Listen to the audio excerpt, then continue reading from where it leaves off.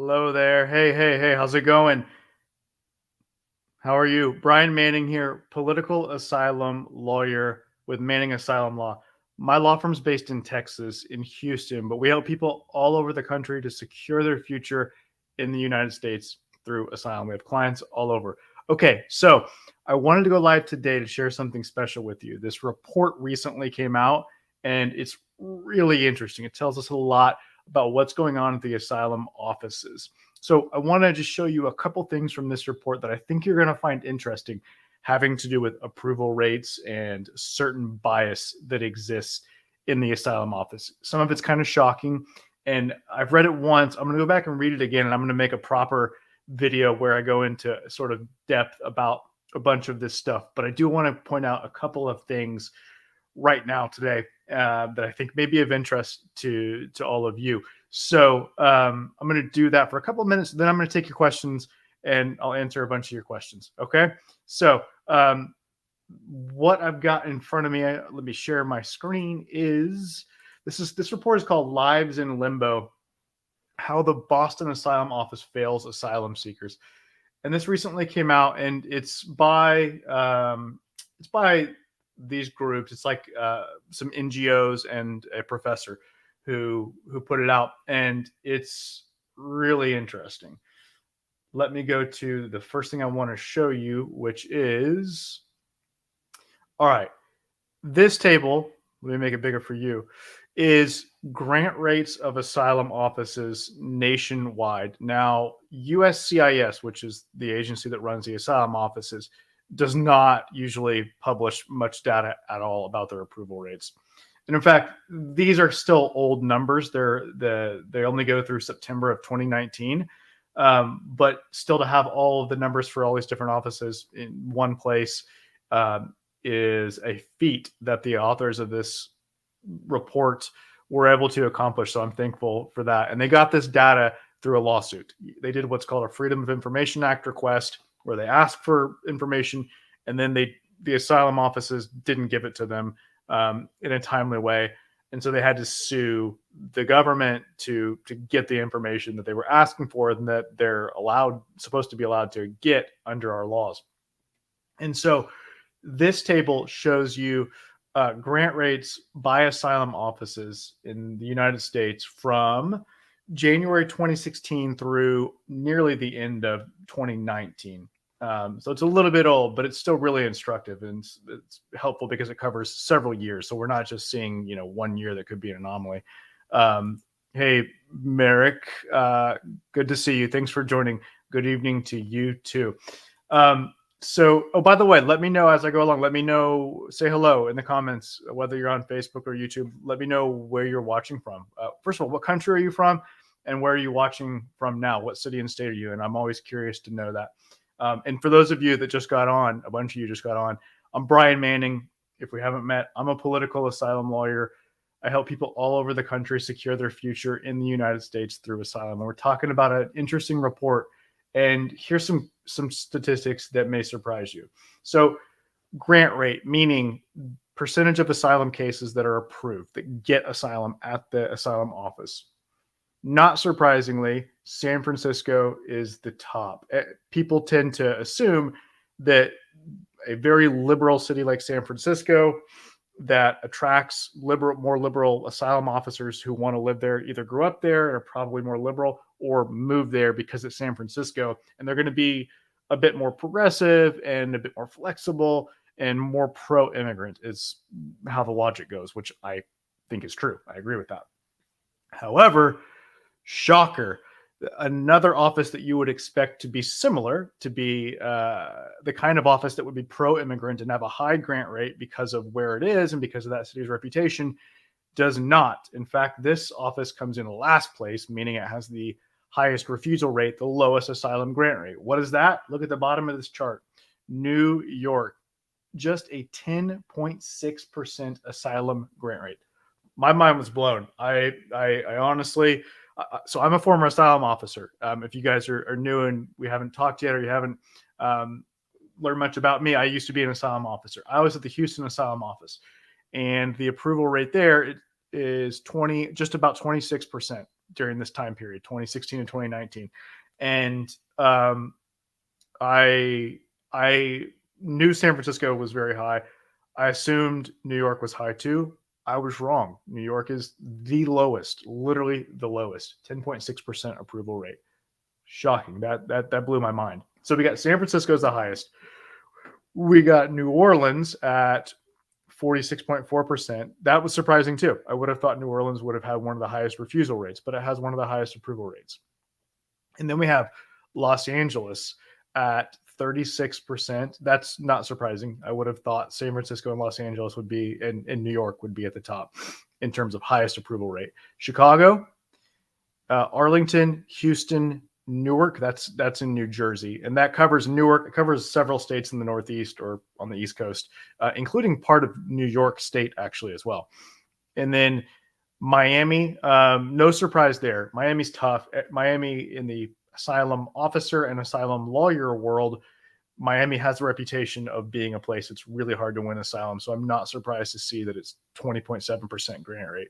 But then Boston, that's where this report that we're looking at focuses on, because the people there were people involved heavily with cases in Boston, and so they were noticing that Boston seemed to have a much lower approval rate than Newark, because Boston actually used to be a sub asylum office of Newark. They were like connected, and these lawyers and these people that helped out asylum seekers at Newark and Boston, they were like, "What's up with this huge difference in the approval rates," which is pretty big. It's 15.5% for Boston versus 24.6 for Newark. And so they did this huge investigation and talked to tons of former asylum officers, tons of lawyers, got all this data from the government, and made some really interesting findings that I'm going to go into in a lot more depth in a video really soon. So, hey, Nick, thanks for joining from Haiti. Okay. Great. Good to have you on board. And you're living in New York, so you're probably going to be going to the New York asylum office, which is the lowest approval rate. Possibly, though, Newark, which I said earlier, it's in New Jersey, and it actually does cover, has jurisdiction over some parts of New York State. But most likely, if you're in New York, you're going to be going to the New York asylum office. Unfortunately, lowest approval rate. Ron from Indiana. Interesting, Ron. Thanks for joining. Indiana is going to be covered by the Chicago asylum office. So you're closer to the top in terms of the approval rate. That's good, 32.4%. All right, so we've got these interesting numbers. And the biggest surprise again to me is that New York is the bottom, and that New Orleans is so high. Now, I've talked about this a lot, so I'm not going to say too much right now. I've got other videos about this on YouTube, but there's this question that these grant rates, these differences that it raises, which is, well, should someone move to a place just so that they'll be at an asylum office that has a higher approval rate? Should you arrange your life around that? I mean, generally speaking, no. Like, if it's a choice, like if you're maybe going to move anyway and you're deciding where to live, and you're like, okay, I have a job offer, or I have family in San Francisco, but I also have family in Miami, which of the two, and they both seem okay to me in terms of places to live, which should I go to? And you've got an asylum case pending, or you're about to apply for asylum, then maybe, that 52% approval rate versus that 20% approval rate, that's a pretty big difference. But in most scenarios, I advise people, listen, it's probably not worth moving just so that you can have your case heard by a different asylum office. But man, I may start to rethink that guidance, to be honest with you, in light of these statistics about how different it is for, New York, for example, versus San Francisco or New Orleans or Los Angeles. That's wild to me. It's really wild. Hey, Medford, thanks for joining. Medford, where are you from and where are you at? Let us know. Merrick's watching from France, had her asylum interview. Interviews have been a lot of help. Oh, you're welcome. Or thank you for letting me know. I appreciate it. So I'm in the United States, and I only know U.S. immigration, U.S. asylum law. I don't. All my advice is focused on the United States. but I'm glad it was helpful for you in France. So different countries, they all have differences in their asylum laws, but there's some things that are definitely common. So a lot of what I say, I think you will find helpful in other countries, but it's honestly, it's best if you talk to an asylum lawyer in the country where you're seeking asylum. Okay. So Sajida says, I'm surprised there are only 10 asylum offices in the US. How about immigration courts? Do we have similar data for the courts too? So yeah, there's actually more asylum offices now. They just added one in Tampa, Florida, which is not in these statistics because these statistics they end in 2019. I'm trying to think if there's another one now as well. Tampa. Well, there's one in Atlanta too, Atlanta, Georgia, that doesn't really do asylum interviews yet, but I think it's supposed to soon.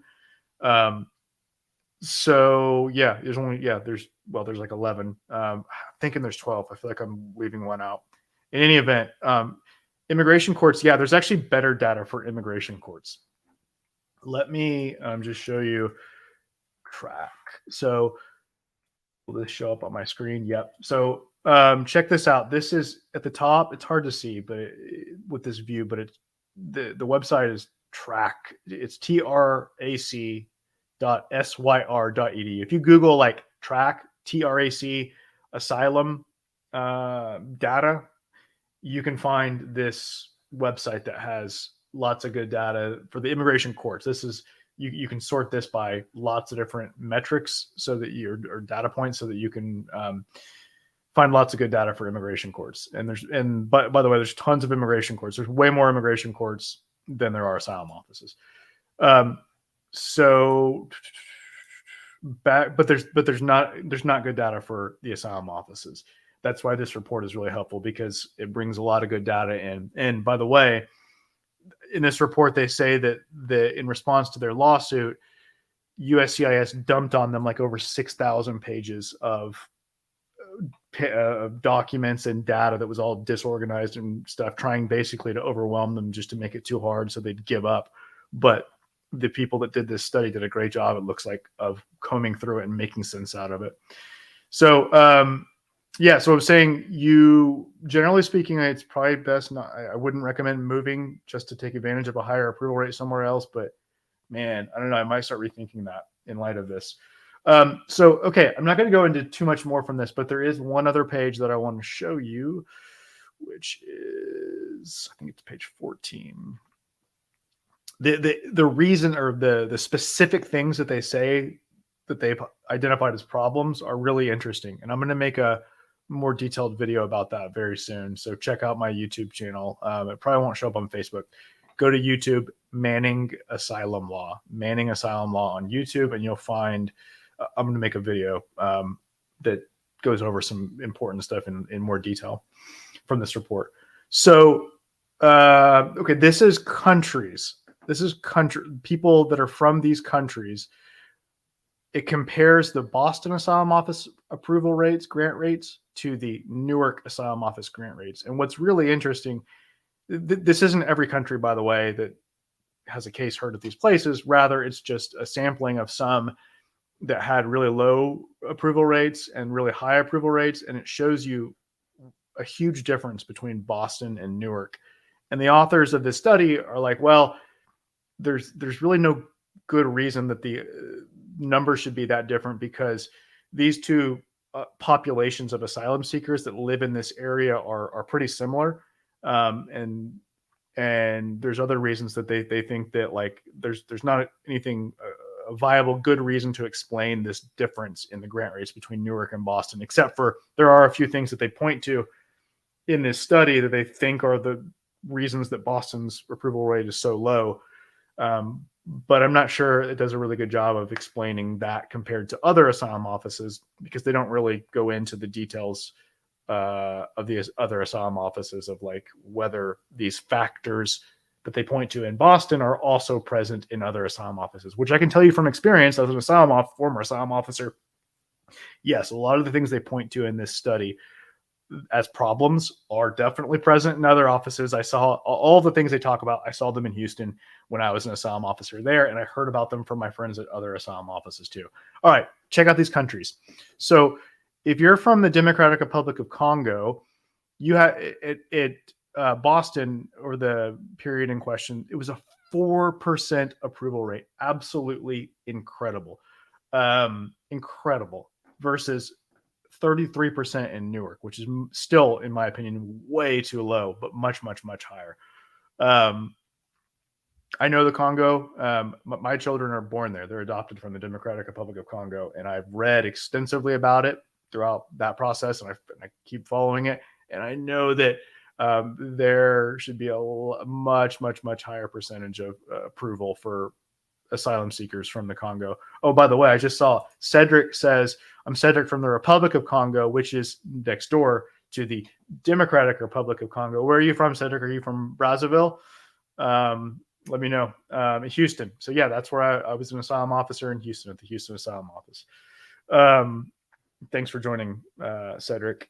I love Central Africa. It's a great, interesting part of the world. So check out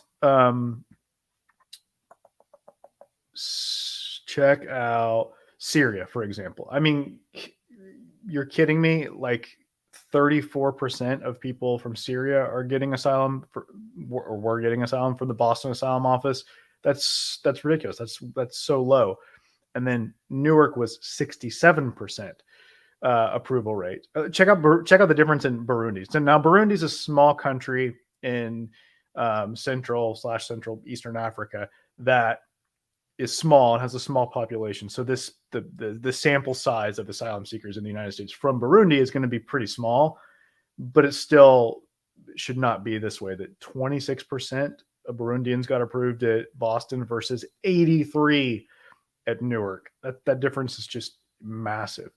They included Iran. I'm guessing it because it probably has the highest approval rate of any country.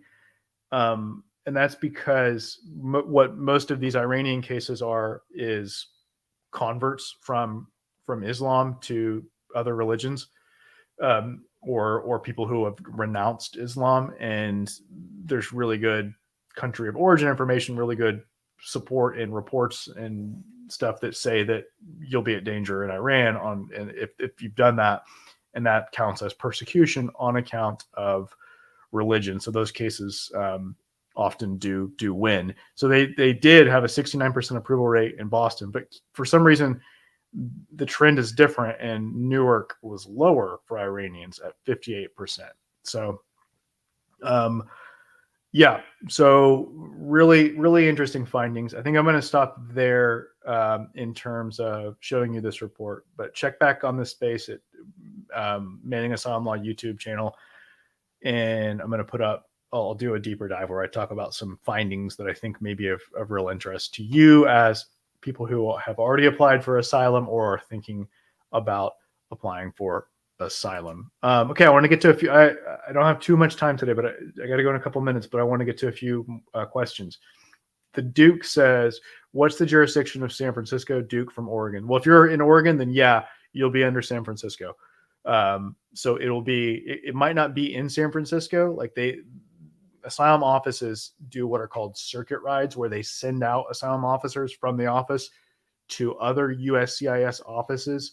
And there's got to be, I know there's one in Oregon, at least one. There may be two USCIS offices in Oregon that they may send someone to. I'm not sure if San Francisco does circuit rides there. I know they do them in Seattle because I was in Seattle a couple of weeks ago for an interview for one of my clients that an officer from San Francisco went to Seattle for. But it definitely, I don't know where your interview will be for sure, but it will be by an officer from the San Francisco Asylum Office. Good for you. As we just saw, they have the highest approval rate. So good for you. So I'm from Russia, was fighting with Putin system, living in Austin. Any chances? Yeah, absolutely. If you have been politically active in Russia in support of the political opposition or critical of the Putin regime, then yeah, you definitely have a chance. It's not simple though. It's not super easy to win asylum, as we see from the numbers, but even people with good cases, and even smart, sophisticated people get denied all the time. And there's lots of reasons for this. and they discuss some of them in the report that we were just looking at. But you can do a lot though to increase your chances for success by preparing your case in a certain way, and then by preparing for the interview in a certain way, and handling yourself at the interview in a certain way. And that's what we focus on. We help people with those things. So if you want to talk about it, give me a call. The numbers for my law firm is up above my head, and I'm going to put it down below at the bottom. You see at the bottom right now, it's 713-909-0401. Call that number if you want to set up a consultation with me, where we can talk in detail about your situation. I'll tell you what I think about your case, what I think your chances are for success, and I'll tell you in detail what we can do together to set the stage for success and get you prepared and present the best case possible. But yeah, you definitely have a chance. Sunday, hello. So USAOV. Sad thing is my case is being handled by the Boston office. Ooh. I mean, it's not the end of the world. It is disheartening that it's one of the second lowest approval rate, but it doesn't mean you don't have a chance. You can if you have a good case in terms of the facts of your case, and you do a good job putting it together. Well, I guess you've already applied, but if you do a good job now in preparing, and you can win. Speaking of which, I help people all the time that have already applied for asylum. So it's not too late. If you've already applied, that doesn't mean that you can't get help. There's still a lot that we can do to increase your chances for success. There's kind of a 3-step process that I take clients through. When they've already applied, we do a supplemental filing where we're going to submit something to the government that's additional stuff for your case, to help set the stage, to where when you walk into your interview, we want the asylum officer to be thinking, you know what, based on the documents in this case, I already think that this person is eligible for asylum. And if they show up at the interview and they say things that are consistent, that line up with what's in their documents, then I plan to give them asylum. That's what we want. That's the first step. Second step is preparation. The key to that is a mock interview or practice interview, where we're going to do everything that you'll experience on the day of the real interview. That's the key. My clients will tell you that's the key to their success. Okay. And then the third thing is representation, is actually advocating for you at the interview. So if you want to talk about that, let me know. Give us a call at 713-909-0401, or you can Google my website. My website's manningasylumlaw.com, and you can actually, there's a link, there's options there to schedule your appointment online, such that you don't need to call if you don't want to. You can do it schedule it online. Okay. Sunday says they live in Minnesota. I've lived in Minnesota. I love Minnesota. Twin Cities area is great. That's going to be a Chicago asylum office, which on our chart of approval rates was, I think it was like the 3rd highest or 4th. Let me go back and look. So it's pretty high. And I've had good experiences with the Chicago asylum office. I like that asylum office. So it was the 4th highest at 32.4%. So still well below 50, but it could be worse.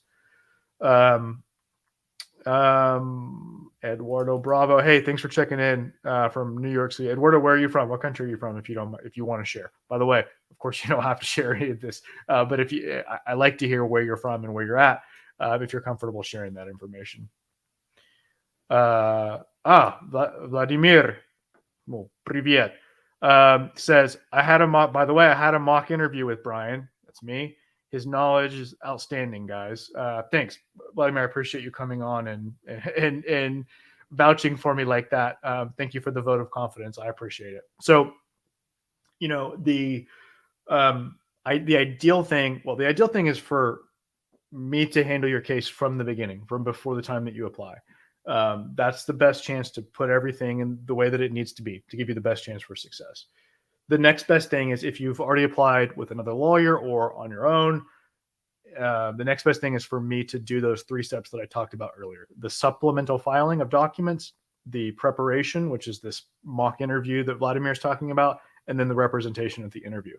But if that doesn't work out, like if you can't afford all that, if it's out of your price range, or if your interview is literally like a few days away by the time that you get to me, and we don't have time to do those things, then I do offer just a mock interview, just a practice interview where we're going to do everything that you'll experience on the day of the interview. And then a day or two later, we'll have a debrief session where I give you my feedback. I take notes and give you feedback. I don't tell you what to say because you need to say the truth and you need to tell your story. But I'll give you some tips when I think that there's a way that you could say something more clearly to express yourself better. And I'll tell you, the kinds of things that an asylum seeker generally needs to be focusing on, because it's hard to know what those things are sometimes because the policies of USCIS are so complicated. I've got to go in just a couple of minutes, but I'm going to get to a couple more questions. Eagle RX says, I've been waiting for my interview for 6 years, since 2016. Do you think it will affect my approval rate because of the possible country conditions or something like that? Well, yeah, unfortunately it can. If you've been waiting a long time, if things have gotten better in your country, or if the people that harmed you or that you're afraid of are not in a position anymore to harm you, like they died, or the political party that was in power then is no longer in power. Things like that can change, that can weaken your asylum case. But also things can change that help your asylum case. Both things are true. So you've got to do a good job of showing why you're still at risk. Okay. And you need to do research for that.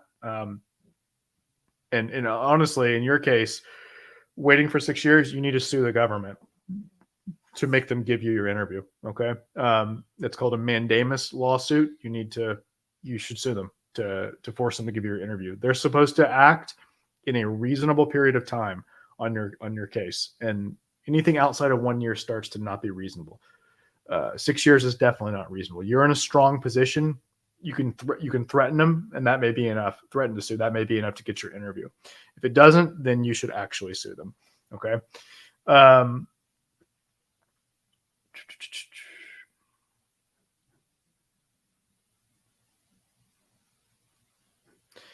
Let's see. I'm going to take one or two more questions.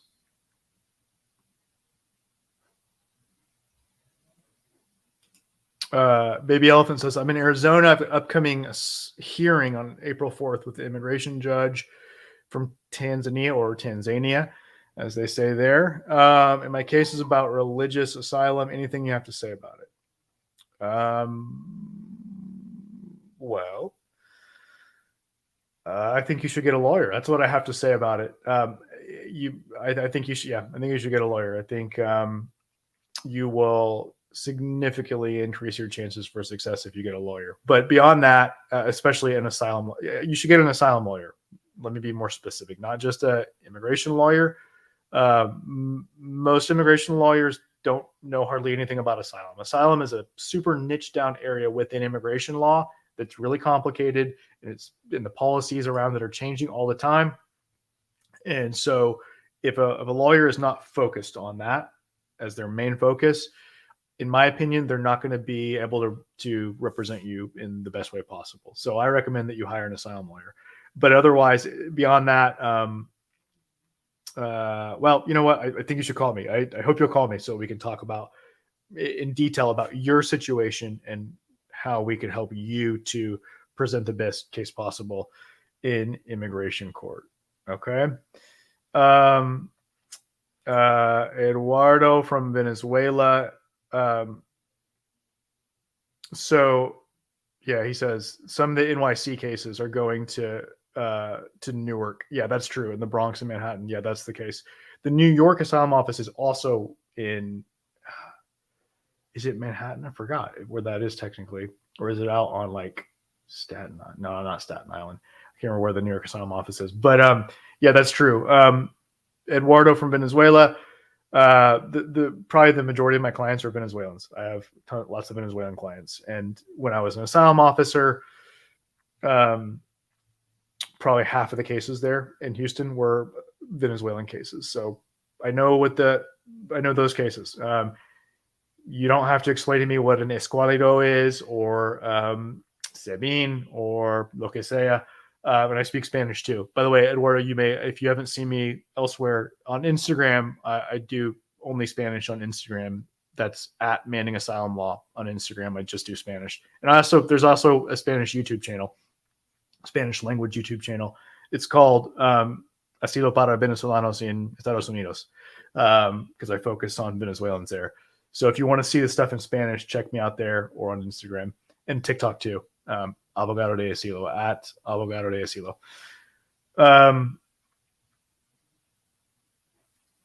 All right, I got to go in 1 second, but I want to take I've got a bunch of questions up here, but I want to take one more. Oh, this is tough. I want to address this because this is a difficult, interesting situation. David says my B2 legal status, this is a tourist status. If you came into the country on B2, that means tourist or visitor for pleasure, it's technically called, will expire in 1 month, but I'm still waiting for an interview decision. So you've had your interview and you're waiting for the decision. Will the decision come out before my legal status is expired? Who knows? The asylum office probably is not thinking about that and doesn't care. There's no way to know whether you're going to get your decision before or after your legal status expires. But it makes a huge difference because, well, if it's a positive decision, if they say, yeah, we think you're eligible for asylum, then it does not matter. You get asylum either way. But if it's a negative decision, what happens next is entirely dependent on whether at the moment they make that negative decision, at that moment, whether you have legal status or not. And if your status, your B2 is expired, or not your visa, but your period of admission that you get when you enter the country, if that's expired, then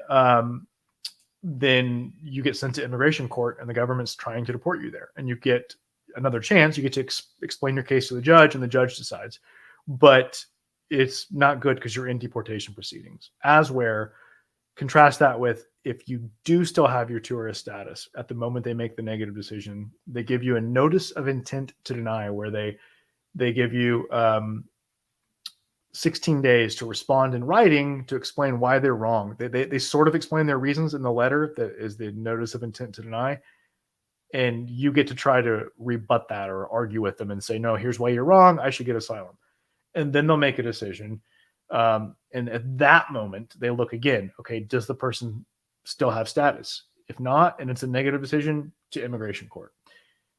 If it's a negative decision and you do still have status at that moment, you don't get sent to immigration court. Rather, they just say, okay, your asylum case is denied, and nothing happens. You keep your tourist status for however long it lasts, which probably won't be long. In your case, it definitely wouldn't be long if this all happens before your 1 month of remaining time is up.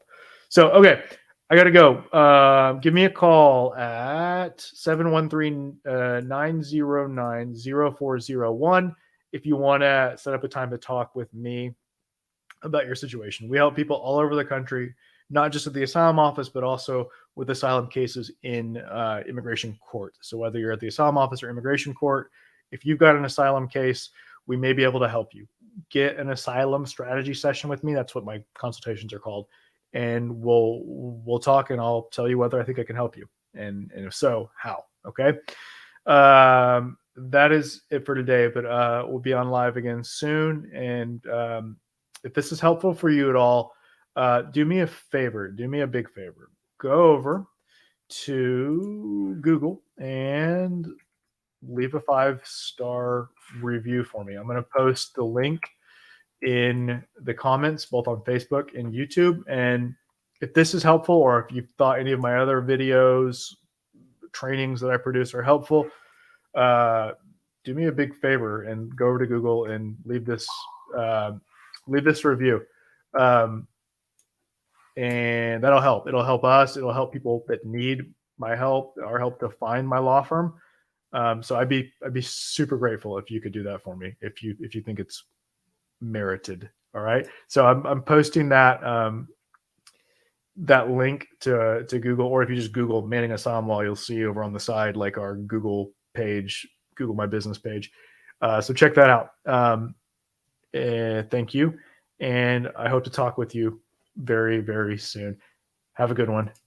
Take care, and I hope we'll be in touch.